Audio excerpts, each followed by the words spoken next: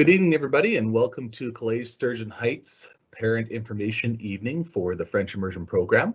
My name is Adam Lister, and I'm the acting principal of Calais Sturgeon Heights Collegiate. Bonjour et bienvenue. We are hoping to have a great evening of information for you here. We're going to start off with our land acknowledgement. At Calais Sturgeon Heights Collegiate, we acknowledge that we are on Treaty 1 land, the traditional territory of the Anishinaabe, the Innu, the Dakota, and the homeland of the Métis Nation. So normally for open house and information evening, the school is abuzz and we have hundreds of people in the building. Usually at this time, right at the beginning, we've got a few people still fighting for parking spots out in the lot. And it's a little bit quiet here tonight, so it's a little bit different of a feeling. We are still virtual. We're hoping to be getting back to in-person events in the near future. We're really excited about that. So, but hopefully this last virtual event will be the last one for a while, and we're hoping to make the best of it and still provide the information that you need for next year for your child to be comfortable coming here and to be ready for attending here as a Husky next year. So we will get started with the presentation. I'll just load that up here.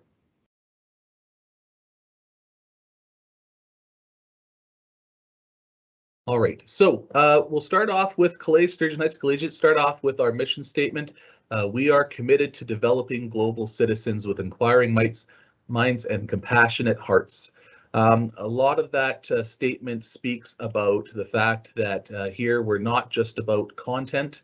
While content education is really important, it's even more important that we work to develop skills and attitudes and dispositions that are going to help our students to be successful regardless of what the future will hold. So those are really the goals that we have here, is to develop your child as a complete person in all aspects so that they're ready for when they leave high school, no matter what they choose to do. All right, so the goals for this evening are to first to introduce ourselves. We're hoping that we are going to be able to provide the information about the high school experience that students are going to want to have prior to walking through the doors. And we're also going to try to give you a taste of the opportunities that our school has to offer in both programming and extracurricular programming. So we'll start off with some introductions here. We're going to talk to you or introduce you to our administration team. Again, going back to the original introduction to myself, my name is Adam Lister and I'm the acting principal. I currently work with the grade 10 class who will be moving up to grade 11 next year, so I will be with the grade 11 students next year. And I'm going to bring Mr. Braun here onto the screen so you can get to see him and get to meet him. So this is Mr. Braun. And Mr. Braun will be, he's currently working with grade 12 students who are graduating, and then he will be working with the incoming grade 9 class next year. Hello, Mr. Braun. Next up, we have Madame Burnett, and Madame Burnett is currently working with grade 9s who will move up to grade 10. So she'll be working with the grade 10 students. Madame Burnett is also our administrator who works very closely with the French Immersion program and supports all teachers and all students with French Immersion programming. So hello, Madame Burnett.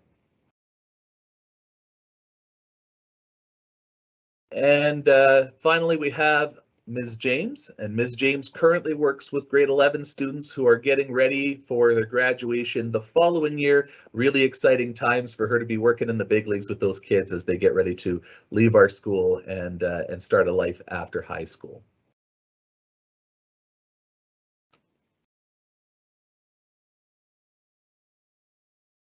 All right, so back to our program. So we start off by sharing what our programs are. Our school is actually a very, very big school, and as you noticed, we had our administrators. We all sort of lead a team at grade levels, and that sort of helps us break things down a little bit so the school feels a little bit smaller. And your child will actually have people that they would know and get to know very well over the 4 years that they're going to be here. And that sort of creates the smaller school feel within the bigger school. So at our school, the reason we're very big is we have multiple programs that all run in the same building. The first program I'll speak to is English Academic Program, which is the largest portion of our students. They're enrolled in that English program, and that's a similar program that you would find in many other high schools in our division and province. We are also the divisional program for the French Immersion program, and that's why you're here for this presentation. So this program's been growing every year, and next year will account for just under half of our school population. And then also this coming year, we will start offering advanced placement programming. And while it may not apply to your grade 9 student this year, there's some considerations for grade 9s to make for when they're registering for courses, and also things to consider when they're in grade 10 registering for courses, because grade 11 and 12 start, AP starts in grade 11 and 12. So we're going to share a little bit more about advanced placement in the future in this presentation. But the other program, the fourth program that we offer here, is our Skilled Trades and Technology program. It's a very exciting program. We find that it's got two primary purposes, two primary objectives.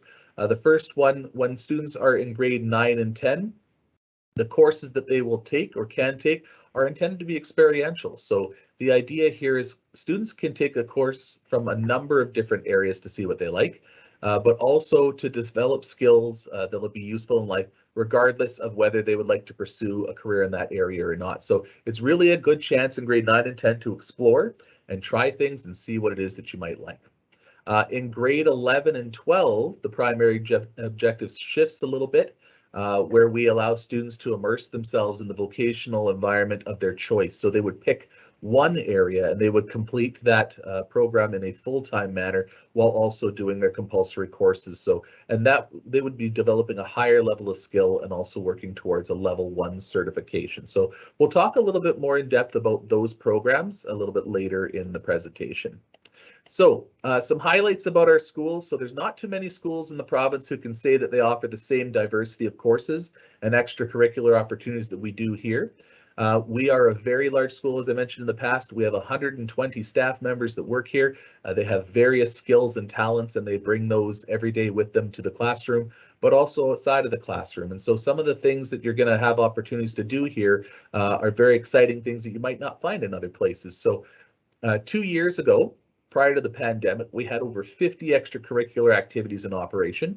And while we were able to offer some of those opportunities this year with some restrictions in place, we're looking forward to getting back to normal next year and offering a full complement next year.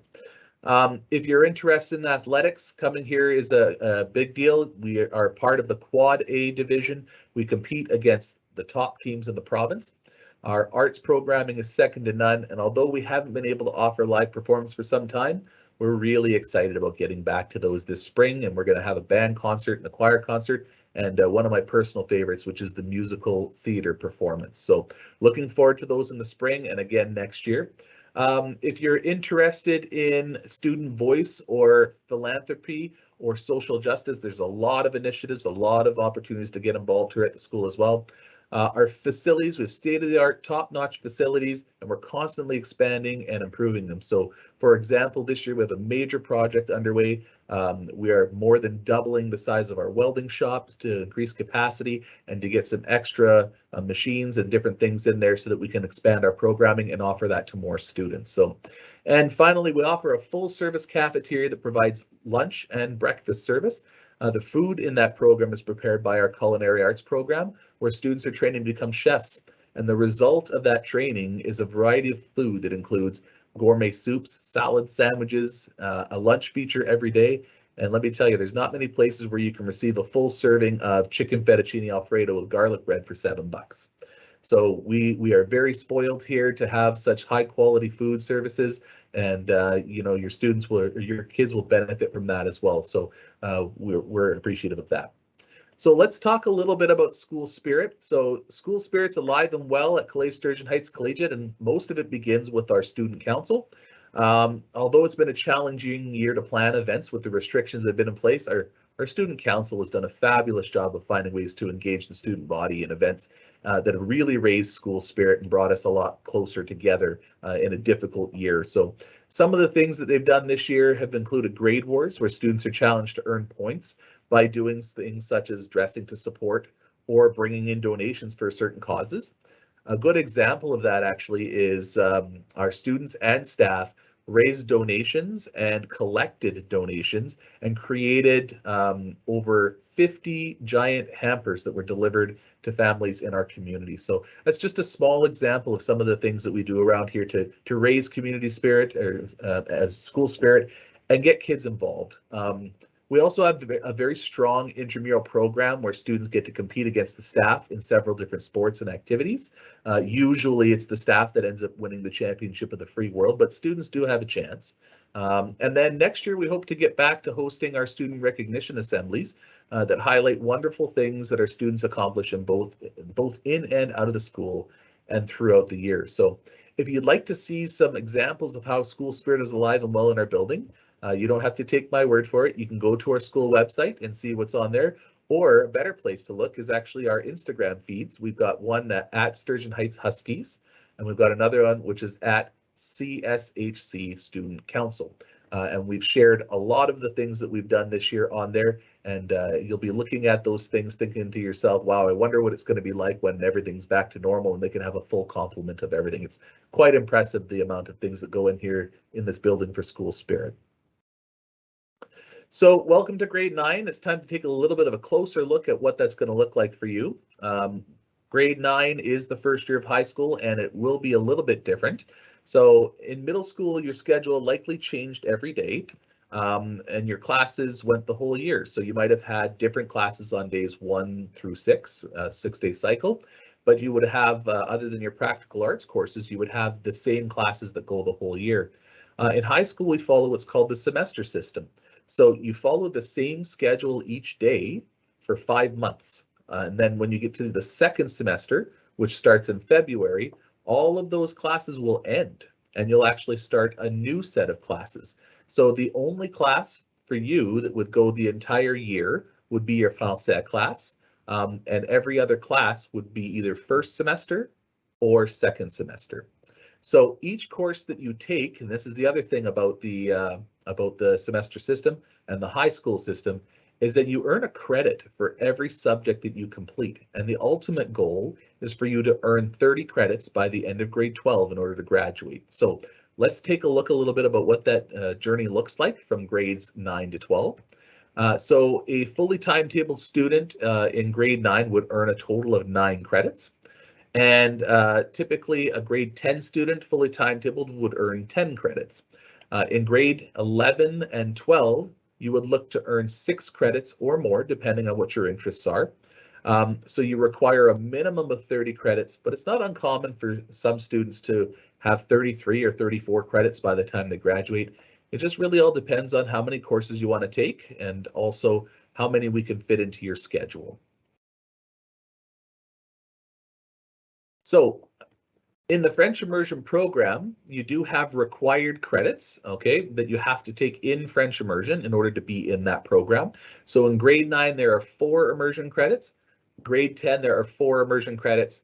And grade 11, there are 3 credits, 3 immersion credits or more. And I say or more because we do have additional options available in the French language.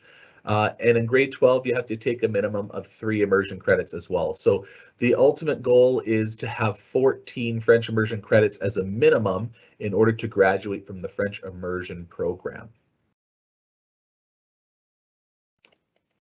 All right, so this is what your grade 9 required credits look like in the French immersion track. Okay, you would take your English class, and that only goes half of the year. You would take Français, which goes all year, and then your Maths, Sciences de la Nature, Sciences Humaines, and your physical education would all be semester-based. You would only take those in the first semester, or you would take those in the second semester. You'll also notice that you've got the letter X after each one of those course codes. That is usually the designation we put after French immersion courses so that you know when you're registering for those whether or not you're registering for an English program class or a French immersion program class. So this would give you a total of 6 credits, and then after that you would select a total of 3 option courses that are available. So you may have chosen some of the options that you see on the slide. I'm going to take you through a couple of the ones that you might not be familiar with. I'll start off by talking about transitional math. It's a course where students spend time studying concepts in math that will better prepare them to take the compulsory grade 9 course in the second semester. So it's a great option for students who may have had some difficulty in the past, but would like to have the additional instruction and support in the math concepts before they actually take that grade 9 credit. The really nice thing about signing up for transitional math is that you get to continue in the second semester with the same teacher who's already built some familiarity, and they understand your needs and what you need to do in order to earn your credits. So the transitional math is a great program for that. Geography is actually a grade 10 course, but we offer it in grade 9 because students can take that ahead of time if you're interested in AP. And what that does is it creates a little bit of space in your schedule for when you get to grade 11 and 12 and you'd like to start taking AP courses. Real life topics in math. It's a course where students study how they can go beyond computation and spreadsheets and how you can see and use math in the real world around us. It's meant as an option for those students who really enjoy math and would like to explore that further and what that looks like beyond the classroom. You'll note that choir is a lunchtime course, so if you're taking a full schedule, you can also take choir and it would result in an additional credit.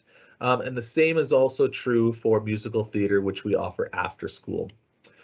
Conflict and Peace is another course that you may not be familiar with. So it looks at the different conflicts that have happened in the last century and the impact that they've had on our world and our local context.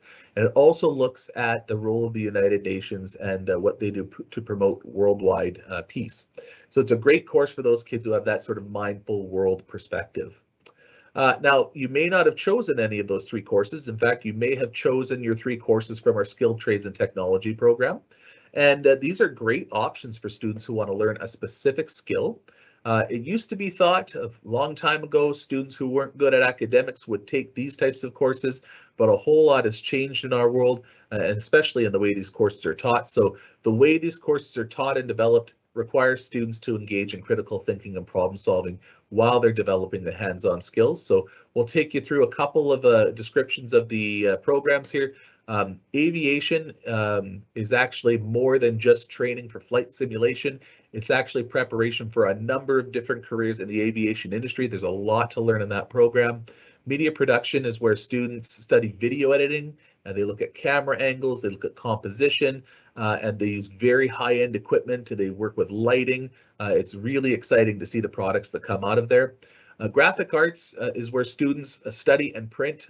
They study print and online communication. So again, industry standard learning that happens in that area. We've already talked about our culinary arts program and how it offers a very real experience of what it's like to work in a real life restaurant or a catering environment. Hairstyling is another area where you start off with some practical experience in the grade 9 and 10 areas, and by the time you progress and you learn, you're actually working on real clients who come into the school and book appointments to have their hair done and other cosmetology services. Automotive technology, again, we start off with automotive technology where you're looking at different parts and different engines and different systems in isolation. And then as you move through the program and the full-time program in 11 and 12, now we have clients dropping off their vehicles with a problem, and students have to work to diagnose the problem, find the correct solution, communicate that solution with the client, and also repair the vehicle. So it's exciting times in automotive technology. Welding is actually a trade that's in really, really high demand right now in our society. We take the welding program here, and it's a practical application where students work on some real life projects for our school, for other places in the division, and also projects brought in by our community. And as we mentioned earlier, we're currently in the process of expanding the welding shop. And so we're looking forward to having more students in that program soon. The wood technology program is actually very similar to something that you would have experienced in middle school with the wood program, but we take it a lot further in our program here. There's a lot more tools, a lot more power tools, and a lot more different machines that we have available here where you can expand that knowledge and go a little deeper. The electrical trade studies, everything from the electronics you hold in your hand to the wiring of your house and commercial buildings are areas that they study in electrical trades. Digital media design places a really heavy emphasis on creating visual media and web-based products. So if you're interested in that kind of stuff, digital media design is for you.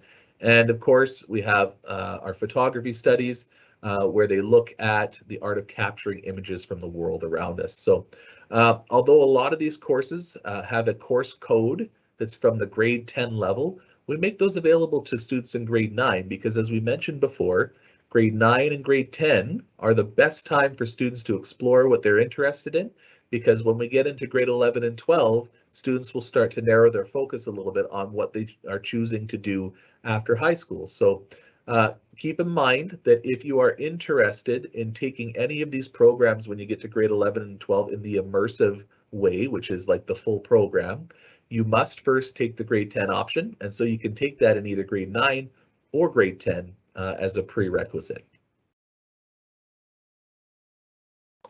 So here's a typical timetable for a grade 9 student in the immersion program. You'll notice that the timetable is divided into semesters. You'll also notice that the student is keeping a lot of doors open with their course selection. So they have all of the compulsory courses, and they've also chosen to explore some of the skilled trades courses, and they've also chosen to take geography, which tells me that they might be a student who's interested in taking AP courses in the future. Now, speaking of advanced placement, it's a very unique program that we're going to start offering this coming year. It doesn't start until grade 11, so it doesn't apply to you as much as you might think, but it's good to start thinking about it. So a little information about the AP program. It's an internationally recognized program where students prepare to take the learning further than the traditional high school level in one or more areas. So you are not required to take AP courses across the board. You can actually just choose one area of study and only take that if you prefer. So it's different than the IB program before, where you might be taking several IB courses in order to be in the IB program. This is very unique, where it's just one course if you prefer, or you could take a few different areas if you like. If you take and pass the benchmark assessment in grade 12, then you can apply for a first-year university transfer credit. So we'll take a little bit of a look here at why students choose to take AP programming. So the first one is, as we've already mentioned, you can have a university transfer credit, which means you get to university and you've already got 1 credit towards your university education. Sometimes they take it for better university preparation. So university courses are quite rigorous, and the pace and the level of knowledge that you would take in an AP course would be a similar fashion to that. So some students take it to better prepare themselves for that.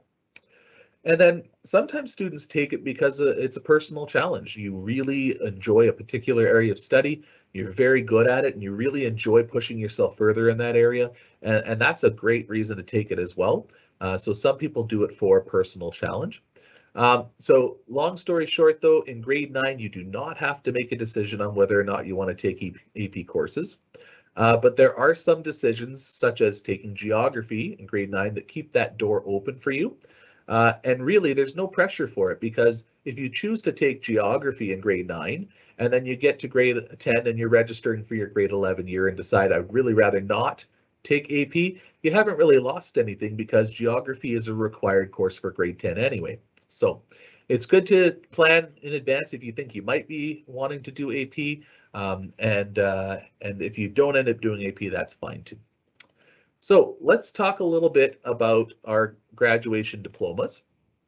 So the 3 diplomas that we offer here at the school are the academic diploma, where you've got 30 credits, including your compulsory and optional courses. The French Immersion diploma would be the one that we would be focusing on for this particular meeting, as this is the French Immersion program meeting. You will be taking 30 credits minimum to graduate. And you also must have a minimum of 14 of your courses done in French. And then there's also the technical vocational diploma that you can earn by, again, taking a minimum of 30 credits and your compulsory courses. But among those 30 credits is 8 credits in one vocational program that you've chosen to be your main area of study. We also wanted to talk a little bit about the French Immersion program at this point. So we are the Immersion program catchment school for the whole division, which is great. It's awesome to have all of our students here from the French Immersion program. Occasionally we have students who would like to leave the French Immersion program after grade 9 or grade 10 or grade 11. And so what happens in those situations is if you live in the Sturgeon catchment area, you are welcome to stay at the school in the English program because you live in our English catchment program, English catchment area, sorry. But if you do not live in the English catchment area, your option would be you can reapply under the schools of choice for space availability, and we would look at your application for the following year to make sure we have room in our English program for you. If there is no room in the English program the following year, you may be required to return to your catchment area if you're choosing to leave the French Immersion program. So that brings us to our future, the next couple of months that we're coming up to. We are really excited about the idea of having people come back into this building, you know, we've actually had a really great year with having all students here every day and all staff here every day. It's been the energy has just been great. It's been very different from last year, but we're looking forward to having our students who are future students able to come in here and meet us. So we weren't able to do that the last 2 years. So we tentatively have a visit to the school planned for all of our middle school catchment area kids who would come here in late May, early June. We do not have a set date for that, as that will be the same date across the whole school division, and the school division needs to make the decision on what date that will be. Once we have that information, we will share that with you through your current middle school. So your current middle school will communicate a plan for that day, whatever that day might be. And on that day, what happens is students get to come here and you learn about all of the clubs and extracurricular activities. We'll have the coaches here to meet. We'll have teachers here to meet. Students get to walk through various classrooms. They get to see all of the different vocational areas and different course option areas. We also review the information for how you can pick up your timetable, and it's just a great high energy day where kids are really excited. We also find that you know, if students are a little bit anxious about what it's going to be like in a really big building, so it really helps students to be able to come here before they head out for the summer to know what the building looks like, to know where they're going, and to have met people in the building already. So we're looking forward to that day a lot. And moving even further into the future, we're looking at the first day of school, which will be September the 7th. We do another transition activity here, and I call it transition because it's meant to help students ease in to life in our building. And so what we do is the only people that attend on the first day of school are grade 9s and any students who are new to the school in other grade levels. And what we do is those students will meet in small groups of about 5 to 6 with your homeroom teacher, and you'll spend the morning with that person. And that person actually will also have student ambassadors that will help you navigate the school and your schedule. They'll give you a tour of the school to show you where all of your classes are. And the student ambassadors are students who have been here for a couple of years, so they've usually got the tips and tricks to share with you about how to navigate the building and the important knowledge that your teacher might not be able to share with you. So we're really looking forward to that event as well. And then what happens in the afternoon is we go from only the grade 9s in the morning to the entire school population in the afternoon, but we shorten the period. So what we do is, this is sort of our version of like a speed dating version of the entire day. We shorten the classes in the afternoon to 20 minutes. And what you get to do is you get to go to each one of your classes and your teacher will give you your course outline. They'll talk about any school supplies that you need and talk about the expectations of the course and prepare you for everything that you need for that course. So the nice thing about doing that is that A, in the morning, you become familiar with the building. B, you have actually set foot into and met each one of your teachers so that by the time we get to the first day of school, you are ready to go and you know where you're going for the second day of school for your first day of classes. So one other thing to note is that picture day is usually the second day of school, which would be September the 8th. And we have yet to confirm that with Life Touch, but as soon as we do, we will share that with you so that you know exactly which day you need to make sure to show up with your hair done properly. I always make sure to take care of mine that morning special. So All right, so we're going to get to questions right away. That's what you can expect in the year to come. And I'm going to tell you that you're going to love high school. When you get here next year, you're going to notice that you have a lot more responsibility, but you're also going to get a lot more freedom. You know, it's that time when in your life where you're becoming more responsible. We give you more freedom. A good example of that is at lunchtime, some of our students eat in the cafeteria. Some choose to eat on the bench by the windows. We have others that are in classrooms. Some people go to activities at lunch. Some people leave the building and go to neighboring restaurants for lunch. And the key here is as long as you use your privileges responsibly and you're respectful of your peers and the staff, you're going to love high school. It's going to be a great place to be for you. And the best piece of advice that I can give to a new student in our school is to get involved.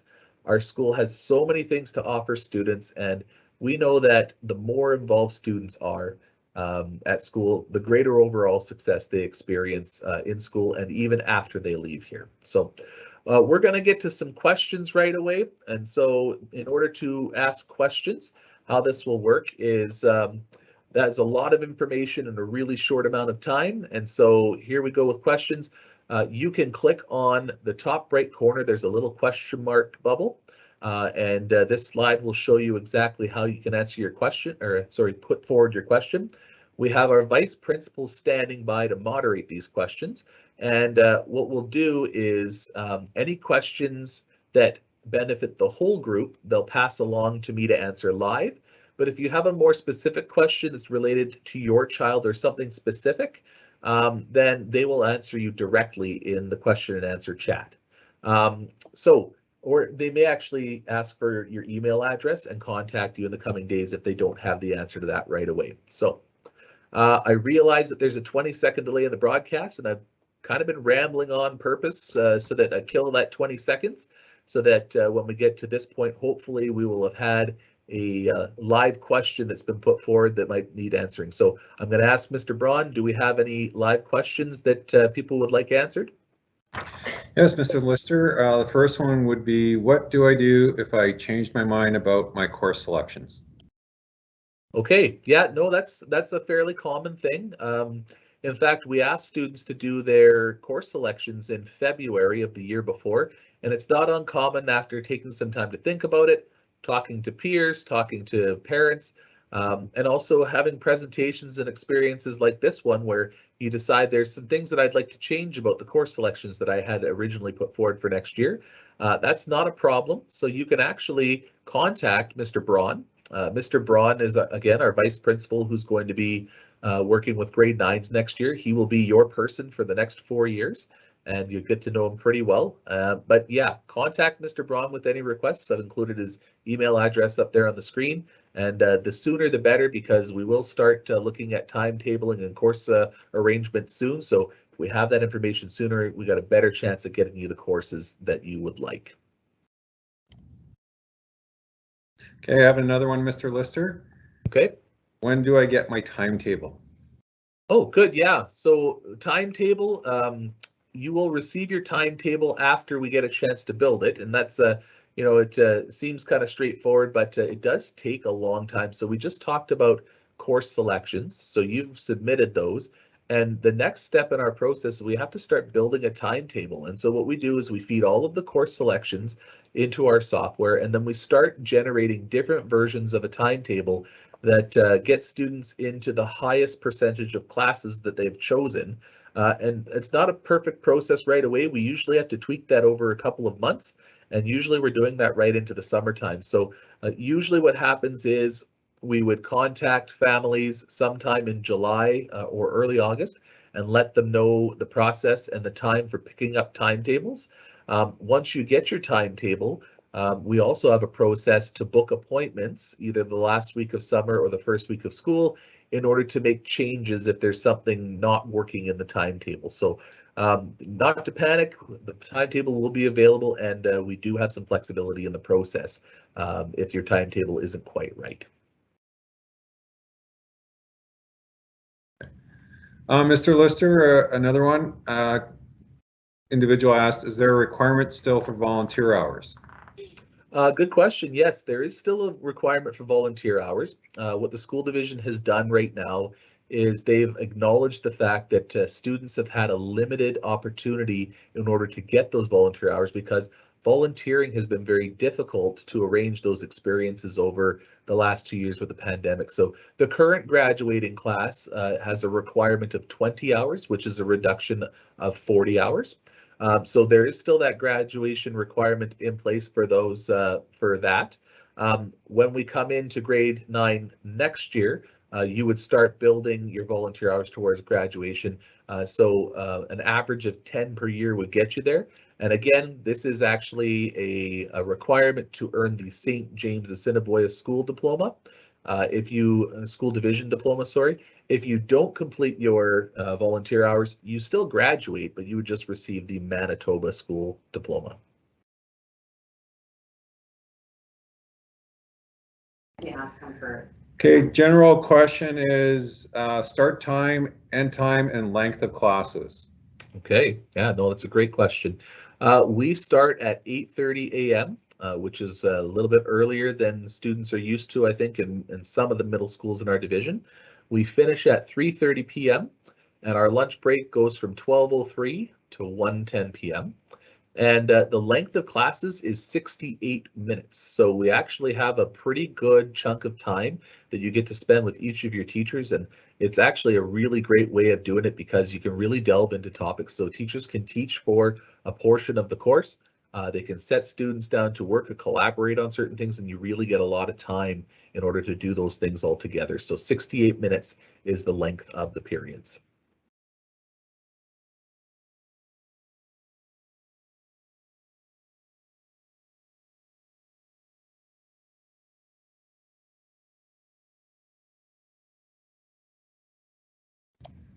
Sorry, Mr. Lister, we're just reviewing some to see if there's anything in general. Sure, no problem. Currently, they seem to be more specific in nature. One question came up is how many AP classes can I take in grade 11? Yeah, so yeah, good question. So in grade 11, we recommend that you take 6 classes. Sorry, 6 classes is the minimum. We recommend that grade 11s take 8 classes. Really, the answer to that question is how far along are you on your journey to 30? That usually dictates how many courses that you would end up taking in grade 11.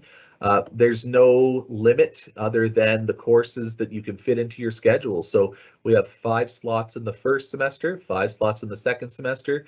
We have lunch available, and like I said, we have some lunch options like choir, and we even have musical theater after school. So the sky's the limit as far as where you can fill your courses in.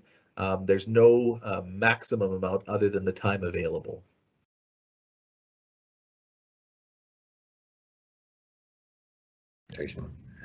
Mr. Lister, we have again a transportation question about how that will work in a high school. Sure, absolutely, yes. So eligible riders versus purchase seats is the way that the school division explains those things. So if you are a student who lives in the Headingley area or a student who lives in the Brooklands area, you are considered to be an eligible rider and transportation is available to you. You would have completed that on your registration form, and that's set up by address.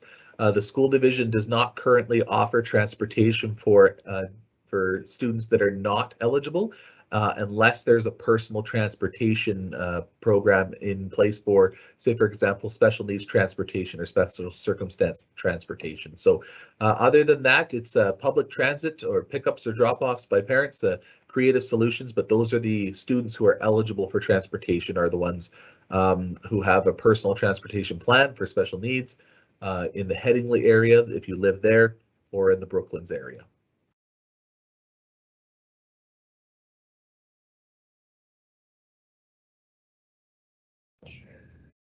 Hey, Mr. Lister, question was asked about what type of extracurricular clubs does the school offer? Okay, yeah, so we did kind of go through some of those things, but we offer just about anything you could think of. We have lunch clubs going on right now. So some examples of those, we have an Indigenous Students Club, we have a GSA, we have a student council. We currently have a makerspace club where people get together and make different things. So One week they might be knitting, the other week they might be making different buttons or different crafts. We have a full complement of extracurricular athletic activities: basketball, volleyball, rugby, football, ultimate, badminton, lacrosse. The list goes on and on. We have 2 hockey teams, 2 high school hockey teams, and I mean, there's almost too many things to be able to list, but there are so many great opportunities for kids to get involved in. If you do have any questions about specific activities that you're looking for, please feel free to ask those specific things in the Q&A, and our vice principals will definitely be able to answer those.